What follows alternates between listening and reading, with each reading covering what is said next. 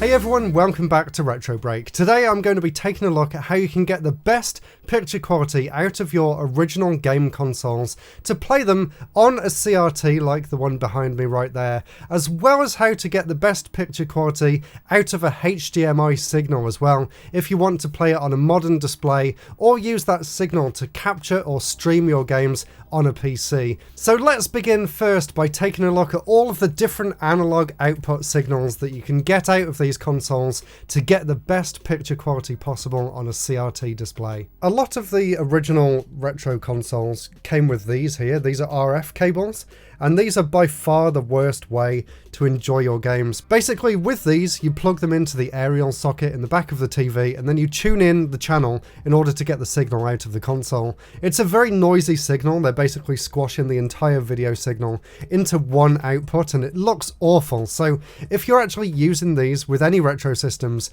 get rid of them immediately and look for better solutions. A lot of the older systems from the NES and the Master System onwards were actually capable of much better output than this. The next evolution up from there is these here, and these are called Composite Cables, and these were basically commonplace all the way up until the Wii era. In fact, these are the original Wii Composite Cables, and they're not great, but they are definitely a lot better than RF at least. So you actually have separate video and two separate audio channels for left and right audio as well. It's a lot cleaner of an output, and if you're playing it on a CRT, it actually looks really good. And the NES here, for example, actually has composite output right there on the side of the console itself. So it's only mono, as you can see, but it looks fantastic, and playing it on the CRT just looks amazing. You can then upscale it to get a HDMI output, which I'll cover a bit later on, but for the purpose of this video, try and get consoles that have this, and if they don't, it's actually fairly easy to get the console modded as well. If your TV doesn't have the inputs for the composite cables, you can get SCART adapters as well, like this one here for the Wii, and then you can plug that into the SCART connection on the back of the TV or into an upscaler and enjoy the games that way. You will notice though, on the inside of these SCART blocks, it's actually missing some pins, and that means that it's not actually outputting a full RGB signal, because obviously these cables aren't capable of it. So the next thing you want to do to get even better picture quality is, if your console's RGB compatible, is to get an RGB SCART cable. And I know most people in America probably have to go down the S-Video route instead, because they don't have RGB SCART connections on the TV. But here in the UK, you can get SCART cables like this for most systems, which actually have all of the pins there, and they produce by far the best output that you can put back onto a CRT, outside of VGA, which we'll cover a little bit later on. So the main thing that I like to do is make sure that all my consoles are RGB SCART enabled, and if they're not, you can actually do mods to the consoles to allow that RGB connection. I've actually done that to a few of my systems, and the output now is just incredible. There is actually one other analog output, and this one can be used on some of the newer retro systems like the original Xbox, the PlayStation 2, and the Wii as well. I've got the ones here for the PSP, and it basically looks like composite, except the video is now split into 3 different connections and the audio's there as well.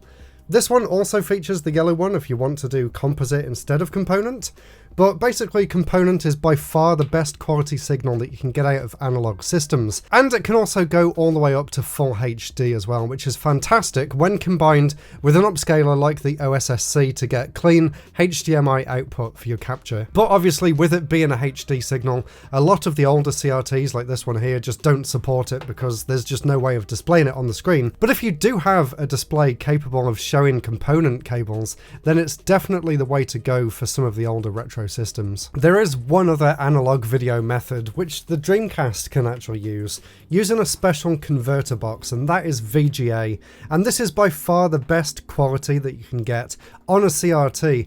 This was mostly made for connecting it to PC monitors at the time, because most of them used VGA. Unfortunately, I don't have a VGA compatible CRT here in this house, but I have used it in the past, and it does look incredible when it's supported properly with games that actually output in 480p. And that brings me on to the next part of this video, which is basically the difference between progressive scan and interlaced signals, and that's something really important to know if you want to try and get HDMI out of some of these older consoles. When it comes to these older consoles, there's basically 3 different resolutions that you need to worry about. There's 240p, which is what some of the older consoles output at, and this upscales perfectly and you get a really nice, crisp and clear result. But with some of the more modern consoles, like the Dreamcast here, like the GameCube and the PlayStation 2, they actually output at 480i by default, at least here in the UK. Unfortunately, the I in 480i is where this problem comes in if you're trying to play games on anything that's not a CRT. So basically it's using an interlaced signal, which means as the CRT scans the screen, it draws in half of the lines and it goes back to the top to draw in the other half, and when it runs on a CRT, you can see a very slight flicker up and down, but because of the way the CRT works, it's barely perceptible and it still looks incredible on that display. But when you run that through a HDMI output onto a modern monitor, especially a gaming monitor, it can cause all sorts of problems. If you can see on the footage here, the screen's actually shaking so violently that some of the lines get drawn into the display, and this can actually damage the display. So basically for me at the moment, playing things like the Dreamcast or the PlayStation 2 through the OSSC is just impossible. I can't play anything on that LCD flat screen behind me for more than about 10 minutes before it all starts to burn in, and I'm actually really worried about damaging the display itself. And obviously then you have the issue of trying to get that 480i signal into a capture card if you want to try and capture footage. And because of the way it's displayed, sometimes in OBS, it can't actually capture all the frames because they're jumping up and down at such a fast rate that you actually get a slower output in the capture than you do looking at it on the screen. Take this example here of Ridge Racer 5, which is one of my favourite games for the PlayStation 2. It runs at 50 frames a second, so there will be some flicker, but take a look at how it looks on the CRT. It's so nice and smooth and it looks incredible. Now look at the same output on the LCD screen. It still runs at the same high frame rate, but you do get that judder up and down, and like I said, I'm worried about it running for more than just a few minutes. But now look at the output in OBS that I captured using my Elgato capture card, and you can see just how bad this result is. And there is a fix for this. It's not something that I've got yet, but it is something that's coming in the post very soon. There's 3 different ways that I know of fixing this using hardware. There's the OSSC Pro, so the open source scan converter's sort of second version, which I don't really think is available to the public just yet, but I know some people on YouTube have got their hands on it. There's the Morph 4K, which is what I've ordered, which is sort of a cheaper solution made by a company called PixelFX. And there's also the RetroTink 4K and the RetroTink 5X as well, by RetroTink obviously. And all 3 of these systems feature something called motion adaptive deinterlacing, which sounds like it's going to be the solution to all of my problems with 480i gaming. So I really have my fingers crossed that when this Morph 4K turns up very soon, I can actually play the Dreamcast and the PlayStation 2 through HDMI without any of that bob deinterlacing issue that I've come across. We'll see. I'll definitely do a video here on the channel when I get that in the near future.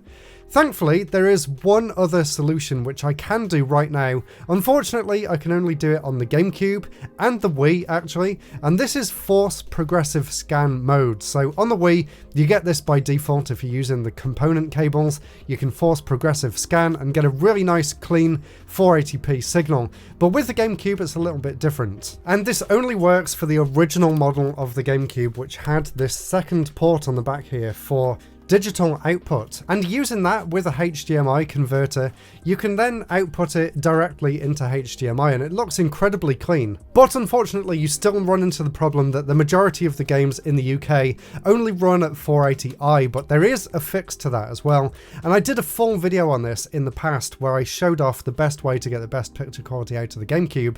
But to cut a long story short, if you use a third-party program called Swiss, you can actually force boot games into 480p and then avoid that interlaced problem altogether, and the output just looks absolutely insane. It really is way better than I ever even imagined the GameCube could possibly look back in the day. So I've talked about getting these consoles out to HD signals, but how do you actually do that? Well, there's two different solutions that I've got, depending on the type of output signal that you're actually using. So depending on whether you're using composite cables or RGB signals, there's basically two different ways to do this that I've got anyway. So the first way is using composite into a generic upscaling device. Using these generic upscalers though, you're not going to get a very good picture quality out of it, and you'll also introduce some input lag as well, which is really frustrating if you're actually trying to play it on that LCD screen.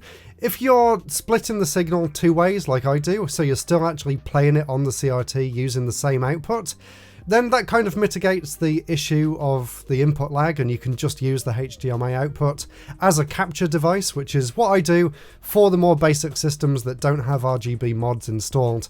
But I really wouldn't recommend this route for actually playing the games on any sort of modern display. You can actually get some much better converters these days though, like the RetroTink 5X or 4K. These can actually accept these composite signals and actually do some line doubling and some proper upscaling without introducing the lag and all the blur that these cheaper solutions do. Unfortunately, the only line doubling output converter that I've got is the original OSSC, which does not support these kind of analog signals. And I'm sure you can agree the output using the OSSC with really high quality RGB SCART cables just looks absolutely incredible, and this is by far my favourite way to capture 240p content. It really does look absolutely stunning. In the future I'll definitely take a look at how you can get the best out of individual consoles as well. There's some amazing mods that people in the community have done. Thank you so much for watching. Let me know down in the comments below what some of your tips for getting the best out of these old systems is, and I'll see you all again very soon.